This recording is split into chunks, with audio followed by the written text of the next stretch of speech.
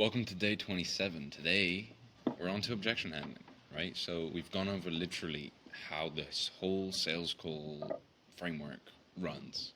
Um, we obviously walked you through what happens on the close, but now we're going to be discussing what actually happens if, when you drop the price, they're not like, yes, let's go for it. Which 90% of the time, that is the case. So today I'm going to be walking you through different kind of scenarios. And it's really simple. Objection handling, it's nothing to be kind of scared of or worried about. Yeah, the calmer you are, the easier it's going to be. So, firstly, what are objections, right? Objections are, all they are, they're limiting beliefs that the prospect has that's holding them back. Um, you're not getting rejected. You're not, you know, they're not saying no to you. They're saying no to the offer. Initially, not necessarily. It's not even a no, really. They are just quite simply, they have this limiting belief holding them back, and all they want is clarity, right? They're requesting clarity. So our job is to help prospects overcome these blockers, if you will, so they can make the best decision for themselves, right? That's simply what it is. Now, what is the mindset that we need going into objection handling? Firstly, not to be scared of objections, because the only outcomes of a sales call, I heard this is quite interesting. It's yes, no, fuck you, or they hang up, right? That is literally it. They're not going to come to your house and, harass you. Nothing is going to happen.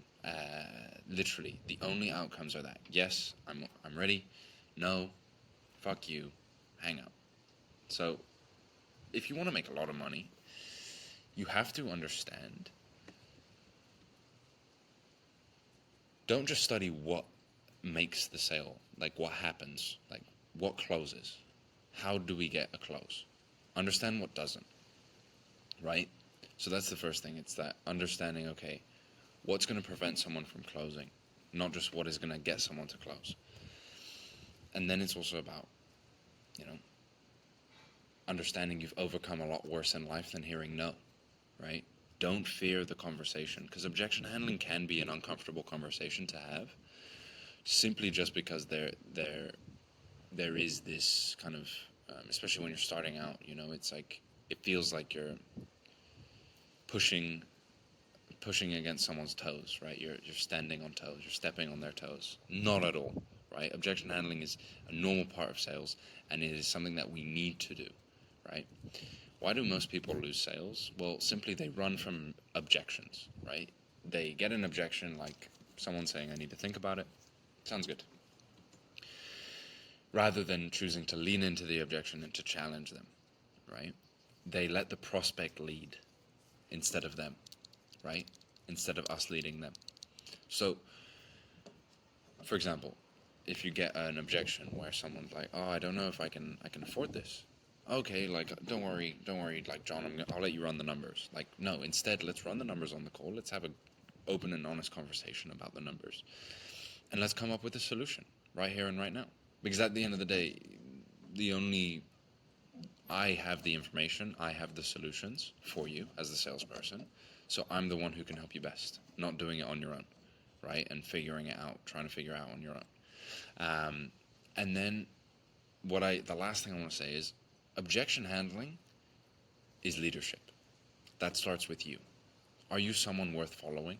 Are you a leader, right? The best objection handlers that I know in sales are the ones who are leaders, right? They don't follow, they lead, right? They lead people because they speak with conviction. They're confident.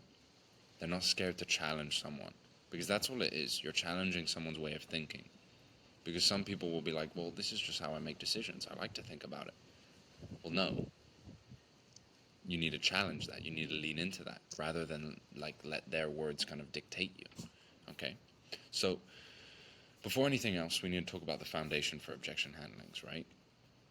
For handling objections, sorry. Because objection handling means absolutely nothing if you don't have belief in the product or the service that you actually sell, right? You need to have full belief and full conviction that what you sell, it works, and that it helps people.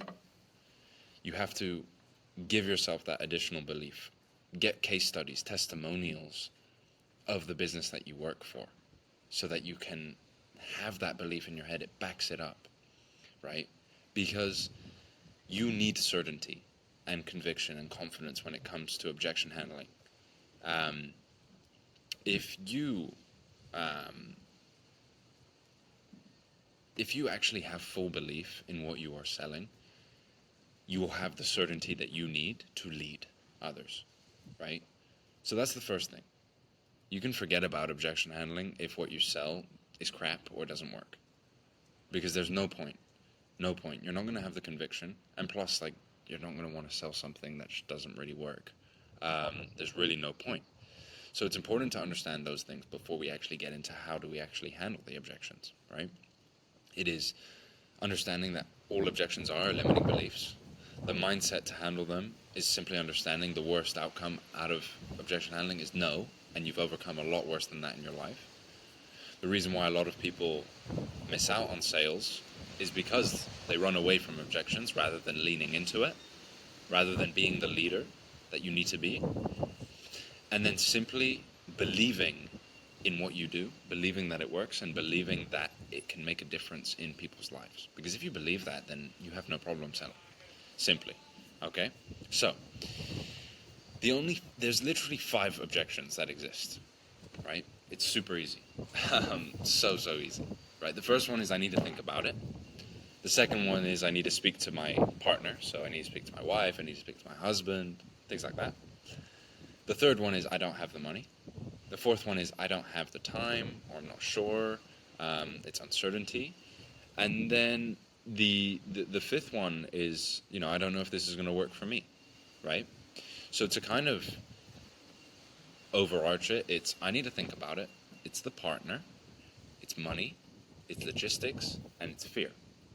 Now, most of the time, it will always come down, most of the time, if not all of the time, it will come down to fear or logistics.